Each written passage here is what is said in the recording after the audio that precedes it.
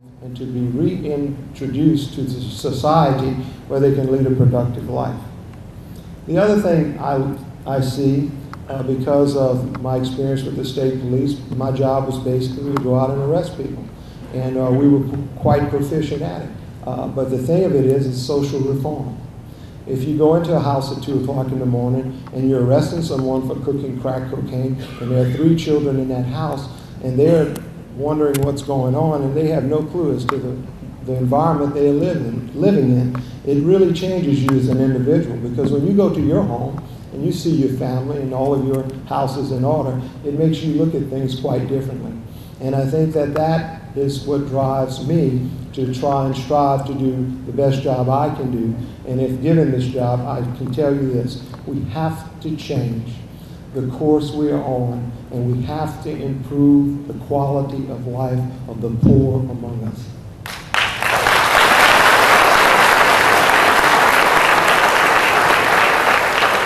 I certainly believe that housing and affordable housing and ownership is a step in the right direction. That a struggling single parent who is trying to raise her children and fight and cope with all the problems of this world, in which I can tell you, me and my wife work together every day, and we struggle and try and scratch our head to see what we're going to do tomorrow and decide on the future of our family. So I know with our resources and our ability to compete and cope with life, I can't even imagine how some of these single parents do it. They work 2 and 3 jobs, they have their children there, and they can't even afford a home to raise their family. I think that this is something that is very important to me as a person, and I will work very hard to work with the social problems that we have in this parish to improve the quality of life for the poor among us.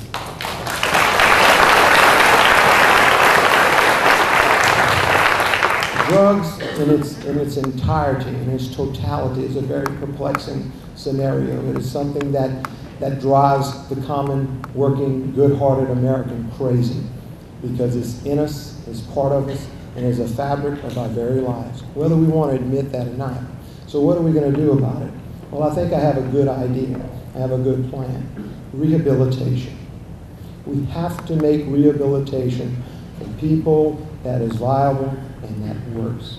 For example, the newly created drug court in this parish was designed so that a user, a person on the lower end of the drug problem, the common user that's hooked on his addiction, to have a place to go. Historically, before the drug court was created, that person was condemned to being a criminal, and the parents could not intervene. There was no real relief in sight. But with the drug court and the current programs that we have now, there's an opportunity to do that, to put a person into drug court, to have them on a supervised probation where they get the help they need and start working towards dealing with their problem.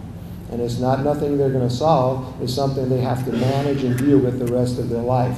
And as a government official, I think that I have to embrace that with all my heart and all my mind, because that is the only way we're going to ever solve the drug problem.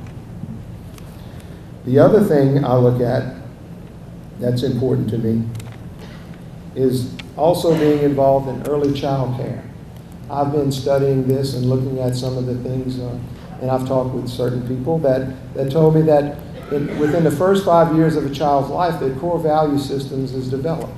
And it scared me when they told me that, because if you're not getting it at home, then you're not prepared to go out into the world and deal with it.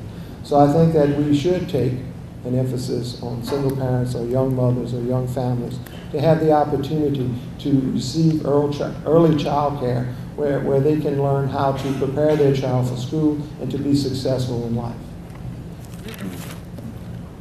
The other part, and a very important component of the Sheriff's Department, and Mr. Dooley, you have to check your clock. Is it still working, or I have more time?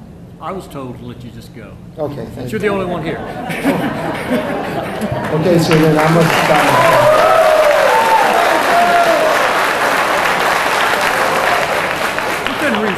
Within reason? Okay. Well,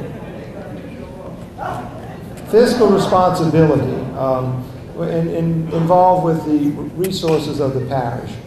We have a wonderful advalorial tax base, it may be low, but I think it's adequate to do the job that we need. After crunching the numbers over the past few months that I've been exposed to from the Sheriff's Department, I think we have enough funding to do a very good job at solving some of the problems that we have. I think that I will be a good steward of the resources. As a businessman, I have 19 years of business experience in managing my own resources with our store, and I think that I have a good idea of how to run things, and being an undercover narcotics supervisor is a pretty tough job, and certainly dealing with drug trafficking and the other problems that we've had. The other thing I want to talk to you about is that I would also encourage and be involved with looking at expanding additional revenue resources in the form of asset forfeiture. It's a wonderful tool that exists in government that allows police agencies to go after the drug dealers, who are the people making money from the drug trade, and going after their resources. These monies can be forfeited and used and turned back into drug enforcement, which I think is a wonderful idea and something we utilize on a daily basis in Louisiana State Police, to the point where the legislature will take asset forfeiture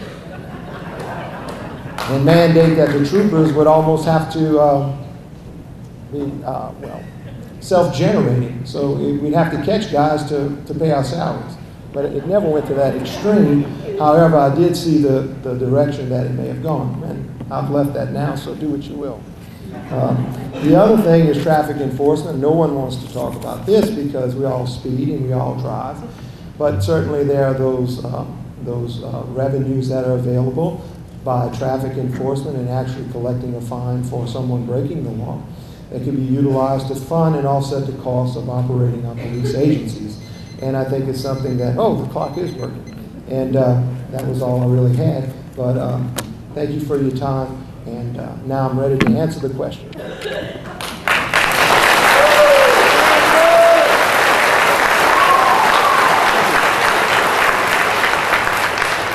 This is sort of a good news, bad news scenario. Since you're the only candidate here, is the reason I was told to let him go.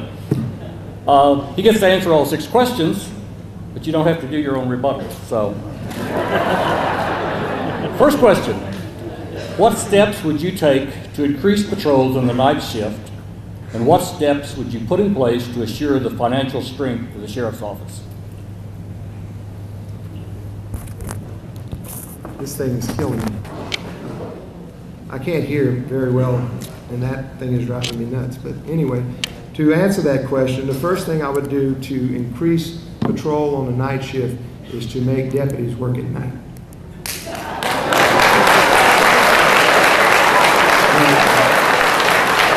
The thing of it is that you have to reorganize, we have to reorganize the Sheriff's Department. And I think one of the things that I wanted to touch on, but I glazed over because I didn't know if I had enough time, but now that I do, I'm going to take advantage of it. But by reorganizing the Sheriff's Department to put more available manpower on the road, on the street, I think that we can look at anywhere between 8 to 12 deputies per shift, 24 hours a day, 7 days a week, which is a goal of mine, which I think will extremely expand services to the community. I know that with 911 calls, there are many times that people call and don't get an adequate response. For example, the average response time in the United States of America is 3 to 5 minutes for a 911 call. And I'm here to report to you, after walking this parish for the last 9 months, that there are people that have horror stories about some of the problems they've had, and calling 911 and not even getting a response. Sometimes it's intermittent, it's good and bad. So I think that's one of the goals that we would work towards. And by reorganizing the Sheriff's Department, putting more deputies on the road, we go a long way in covering those expenses. The other thing I think that's very important is that I would look at, the first thing is having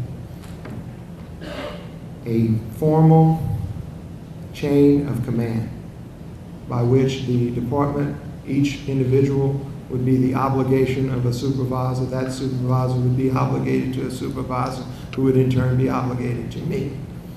And that